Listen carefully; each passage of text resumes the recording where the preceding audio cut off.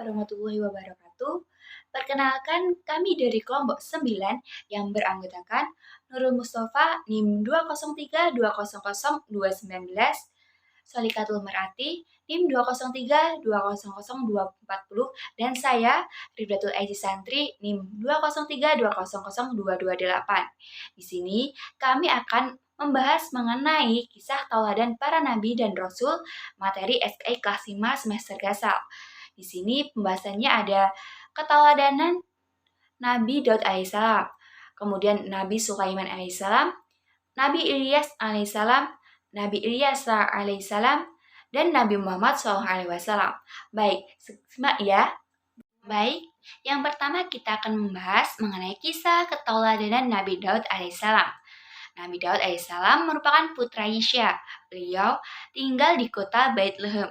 Beliau adalah ayah dari Nabi Sulaiman alaihissalam.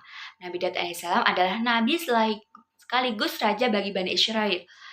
Allah mengutus Nabi Daud alaihissalam untuk Bani Israel yang menerima kitab Zabur. Sejak kecil Nabi Daud alaihissalam sudah memiliki jiwa pemberani. Beliau juga berkeinginan untuk ikut berperang melawan seorang raja yang tidak adil dan sewenang-wenang terhadap rakyatnya. Namun, Raja Talut tidak mengizinkan Nabi Daud alaihissalam ikut berperang karena umur beliau yang masih muda. Nabi Daud alaihissalam terus meminta izin untuk ikut berperang melawan raja yang zalim itu. Atas keberanian Nabi Daud alaihissalam ini akhirnya membuat Raja Talut mengizinkan untuk bergabung membela bangsanya. Adapun pelajaran yang dapat kita ambil untuk kehidupan sehari-hari adalah yang ada 5. Yang pertama, berani tampil dalam belajar. Kemudian yang kedua, bersikap adil. Yang ketiga, bijaksana. Yang keempat, berbicara yang santun. Kemudian yang kelima, menjaga kesehatan. Kisah teladan Nabi Sulaiman. Nabi Sulaiman menggantikan Nabi Daud sebagai raja. Sejak kecil, Nabi Sulaiman terlihat cerdas, ketajaman berpikir, serta bijaksana dalam mengambil suatu keputusan. Ketika Nabi Sulaiman cukup usia, Allah mengangkatnya sebagai Nabi dan Rasul, serta menjadi raja di kerajaan Israel. Pernah suatu ketika, Nabi Sulaiman mengumpulkan seluruh pasukan umatnya yang terdiri atas manusia, jin, dan hewan. Semua undangan itu hadir, kecuali burung hudhud. Burung hudhud akan mendapat hukuman karena tidak diselipin dalam menjalankan tugasnya.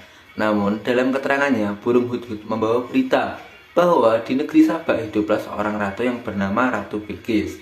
Ia mempunyai singgasana yang agung, kerajaannya luas dan rakyatnya hidup dengan makmur. Namun, mereka tidak menyembah Allah karena mereka disesatkan oleh iblis, sehingga yang mereka sembah adalah matahari. Nabi Sulaiman alaihissalam berkata, "Aku percaya dengan berita yang kau bawa itu, tetapi aku akan menyelidiki dulu kebenaran pemberitahuanmu.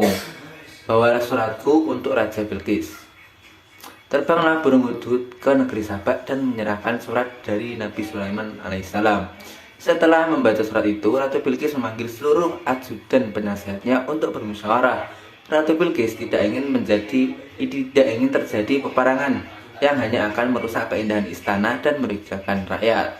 Dalam musyawarah itu diputuskan bahwa ia hanya akan mengirimkan hadiah kepada Nabi Sulaiman alaihissalam melalui utusannya. Berangkatlah utusan Ratu Bilqis dengan membawa berbagai hadiah yang indah dan mahal. Ketika para utusan itu hendak menyerahkan hadiah, dengan tegas Nabi Sulaiman menolak hadiah itu karena ia memiliki harta benda yang jauh lebih baik daripada hadiah yang diberikan oleh Ratu Bilqis. Beliau menyampaikan pesan kepada Ratu Bilqis, utusan Ratu Bilqis, yaitu meminta kedatangan Ratu Bilqis agar memeluk agama Allah dan meninggalkan penyembahan terhadap matahari. Jika Ratu Bilqis dan rakyatnya mau menuruti keinginan Nabi, maka kerajaan Sabak akan selamat dan Nabi berharap dakwahnya tidak ditentang. Para utusan itu segera kembali ke negeri Sabak. Diputuskanlah bahwa Ratu Bilqis akan datang memenuhi permintaan Nabi Sulaiman. Nabi Sulaiman mengetahui perjalanan Bilqis menuju negerinya. Beliau pun bermaksud menunjukkan suatu mukjizat kepada Ratu Bilqis sebagai bukti atas kenabiannya, yaitu dengan mendatangkan kesinggasanan Ratu Bilqis. Tiba-tiba saja singgasana itu pun telah ada di hadapan Nabi Sulaiman alaihissalam.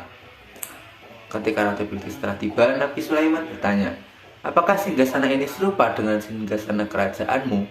Ratu Bilqis pun menjawab, "Ya, sepertinya itu memang milikku."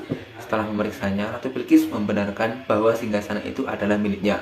Berkatalah ia kepada Nabi Sulaiman alaihissalam, "Sesungguhnya aku telah mengetahui kekuasaan Allah dan kebenaran kenabianmu sebelum ini, yaitu tatkala datang Hudhud membawa surat darimu.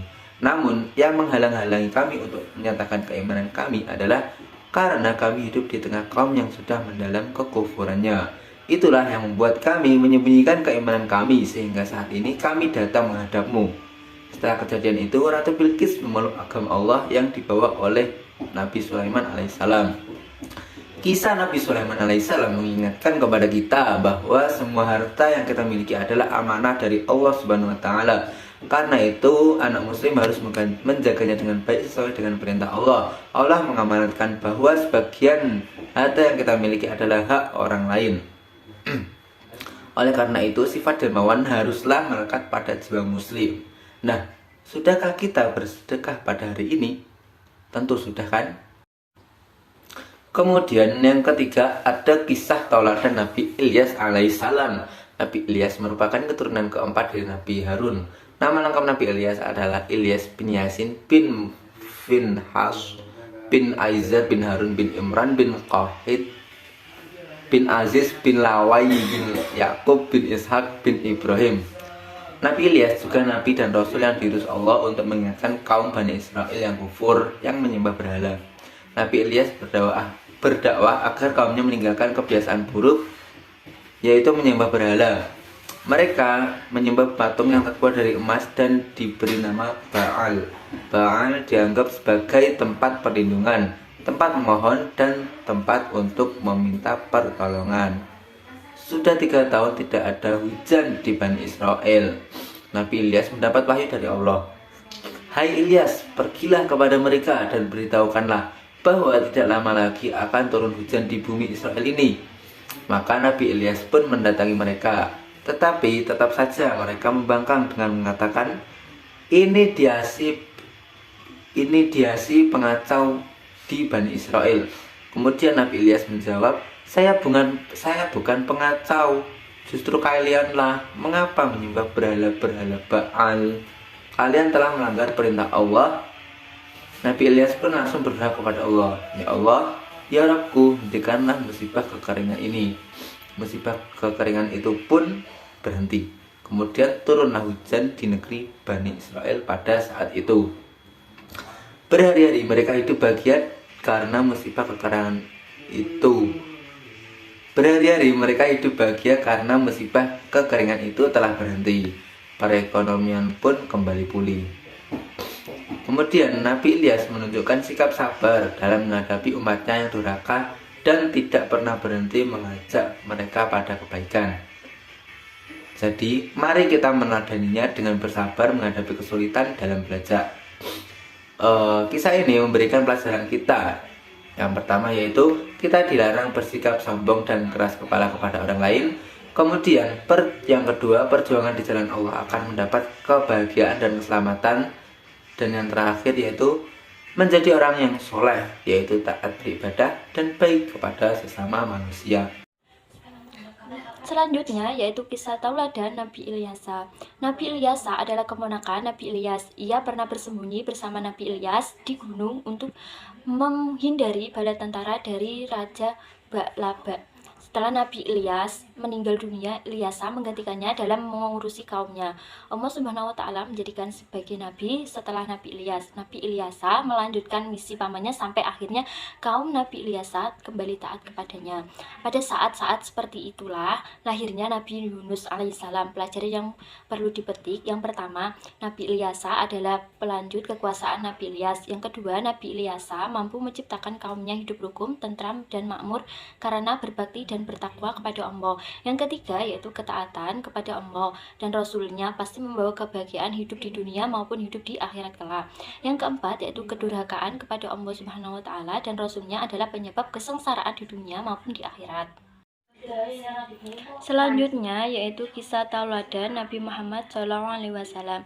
Nabi Muhammad adalah nabi terakhir dari 25 nabi dan rasul, dan tidak ada nabi dan rasul sesudahnya. Nabi Muhammad lahir di kota Mekah Al-Mukarramah pada hari Senin tanggal 12 Rabiul Awal bertepatan dengan tahun gajah atau 20 April 571 Masehi. Nabi Muhammad lahir sudah dalam keadaan yatim. Abdullah ayahnya telah lebih dahulu wafat, sedangkan Nabi Muhammad waktu itu masih dalam kandungan ibunya, kira-kira masih berusia 2 bulan.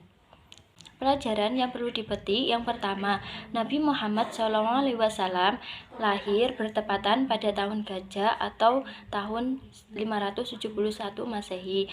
Yang kedua yaitu Nabi Muhammad lahir dalam keadaan yatim. Yang ketiga, di waktu kecil sering membantu mengembala.